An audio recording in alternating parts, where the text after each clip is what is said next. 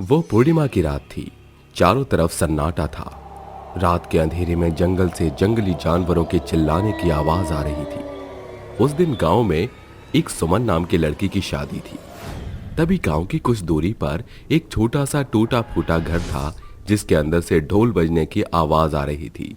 देखते ही देखते उसके अंदर से एक बहुत ही भयानक भूतों की बारात गांव की तरफ आने लगती है, जिसमें एक बहुत ही भयानक भूत घोड़े के ऊपर और उसके आसपास बहुत ही भयानक भूत और चुड़ैल ढोल बजाकर नाचते हुए गांव की तरफ आ रहे थे। मेरी बारात है, आज मैं लड़की को उठा कर ले जाऊंगा। चलो दोस्तों, आज हम लड़की को भगा कर ही रहेंगे। सभी भूत बैंड बाजा बजाकर बारात सुमन के घर ले जाते हैं, जिसके बाद सुमन के घर के सभी मेहमान यहाँ से वहाँ भागने लगते हैं।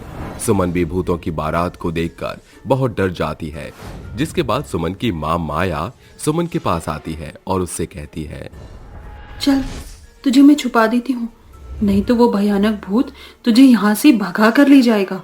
तभी माया उसे अपने घर में जाकर छुपा देती है, जिसके बाद भूतों की बारात गांव के सभी लोगों पर हमला कर देती है और सबको एक एक करके मारने लगती है। कोई नहीं बचेगा, मैं सबको मार दूंगा। कहाँ है मेरी दुल्हन? मुझे मेरी दुल्हन से मिलना है। मेरी दुल्हन को मेरे पास लेकर आओ। शादी का माहौल मातम का माहौल बन जाता है। गांव के सब लोग अपनी जान बचाकर यहाँ से वहां भागने लगते हैं, लेकिन भूतों की बारात किसी को नहीं छोड़ती और सबको मारती जाती है। आखिरी में भूतों की बारात सुमन के माता पिता को मार देती है, जिसके बाद भूत सुमन के घर में जाकर उसे ढूंढने लगते हैं। कहाँ है मेरी दुल्हन? आज मैं अपनी सुमन से शादी करके ही रहूंगा। ये कुछ समय पहले की बात है। मुंशीपुर नामक एक गांव में 4 दोस्त रहा करते थे।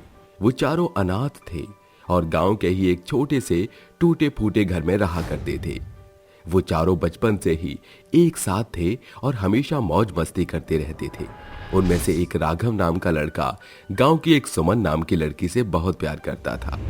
एक दिन की बात है, राघव सुमन से मिलने एक बगीचे में जाता है, जहां वो सुमन से कहता है, सुमन, मैं तुम्हारे बिना जी नहीं सकता। अगर तुम मुझे नहीं मिली तो मैं मर जाऊंगा। राघव, मैं भी तुमसे बहुत प्यार करती हूँ और मैं तुमसे शादी करना चाहती हूँ। चलो ना, हम लोग शादी कर लेते हैं। मैं तुम्हारे बारे में अपने माता पिता से बात कर लूंगी। मुझे यकीन है कि वो हमारे रिश्ते के लिए मना नहीं करेंगे। उसी दिन सुमन राघव को अपने माता पिता से मिलवाने अपने घर ले जाती है, जिसके बाद सुमन के पिता दुर्योधन और उसकी माँ राघव से पूछते हैं, अच्छा तो तुम कितना कमाते हो महीने का? दरअसल मैं अभी नौकरी नहीं कर रहा हूँ। मैं अपना खुद का काम करने की सोच रहा हूँ। मैं एक चाय की दुकान खोलूंगा। लेकिन बेटा, चाय की दुकान में तुम कितना कमा लोगे? ज्यादा से ज्यादा महीने का 10,000 रुपए, बस। इतने तो मेरी बेटी एक हफ्ते में खर्च कर देती है। कैसे उठाओगे इसका खर्चा? ये सुनकर सुमन को समझ आ जाता है कि उसके माता पिता राघव की बेइज्जती कर रहे हैं।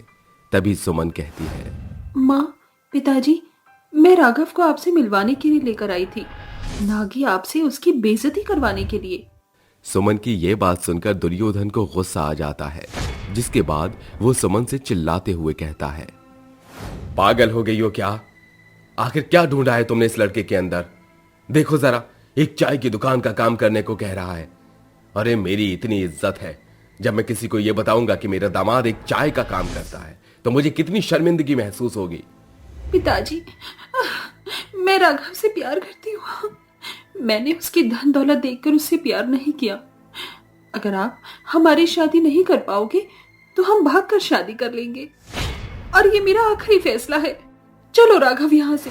सुमन गुस्से से राघव को वहां से ले जाती है, जिसके बाद वो दोनों भागकर शादी करने का प्लान करते हैं। जिसके बाद राघव अपने सभी दोस्तों से कहता है, भाई लोगों, मैं अपनी गर्लफ्रेंड से बहुत प्यार करता हूँ।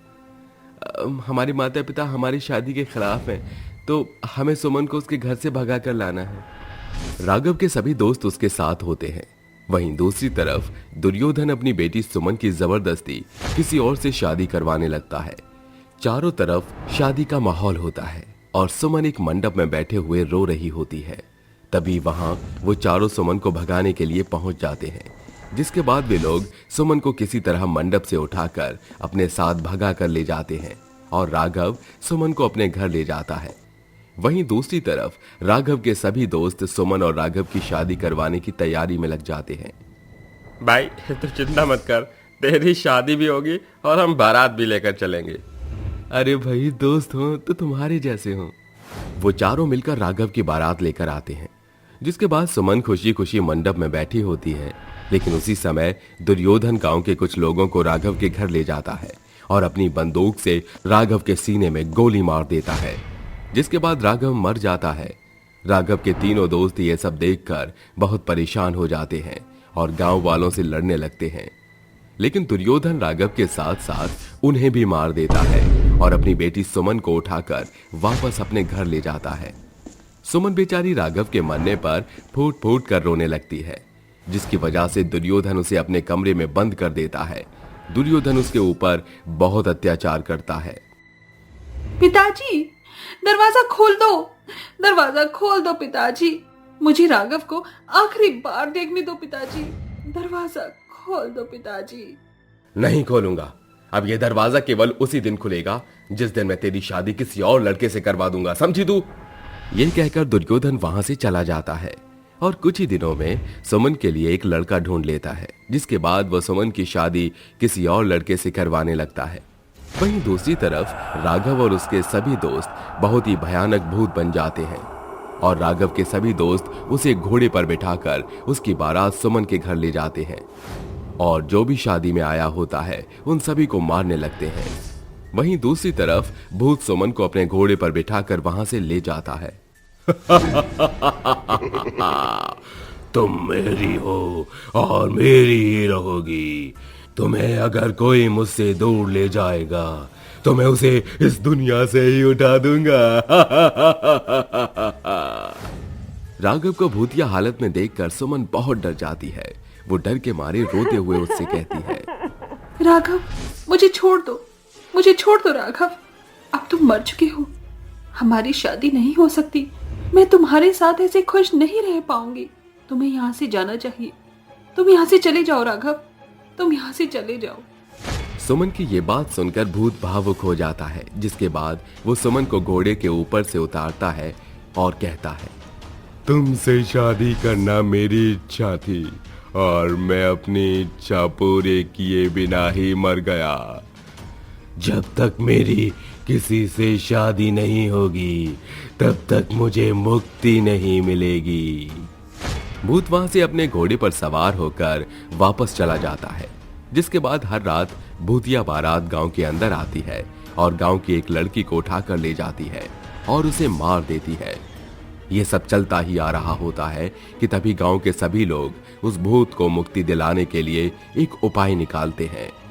अगर हम उस भूत की किसी गुड़िया से शादी करवा दें तो उसे उसकी आत्मा से मुक्ति मिल जाएगी और वो यहाँ से हमेशा हमेशा के लिए जला जाएगा। उस बूढ़ी औरत की बात सुनकर गांव के सभी लोग सहमत हो जाते हैं। जैसे ही रात के समय भूतिया बारात गांव के अंदर आती है, गांव वाले उनके सामने खड़े होकर उससे कहते हैं, हम गांव वाले तुम्हारी शादी करवाना चाहते हैं और तुम्हें यहाँ से मुक्ति दिलवाना चाहते हैं। राघव, अब हम दोनों एक नहीं हो सकते। मैं जिंदा हूँ और तुम मर चुके हो, अब तुम्हें यहाँ से मुक्ति लेकर जाना चाहिए। सुमन की ये बात सुनकर भूत गुड़िया से शादी करने के लिए तैयार हो जाता है, जिसके बाद गांव के सभी लोग मिलकर भूत और एक गुड़िया की शादी करवा देते हैं। गुड़िया से शादी करते ही राघव को उसकी आत्मा से शांति मिल जाती है, जिसके बाद वो अपने दोस्तों के साथ गांव छोड़कर हमेशा हमेशा के लिए चला जाता है और गांव के सभी लोग अपना एक खुशहाल जीवन जीने लगते हैं। वहीं दूसरी तरफ सुमन भी एक अच्छे लड़के से शादी करके अपना जीवन व्यतीत करने लगती है।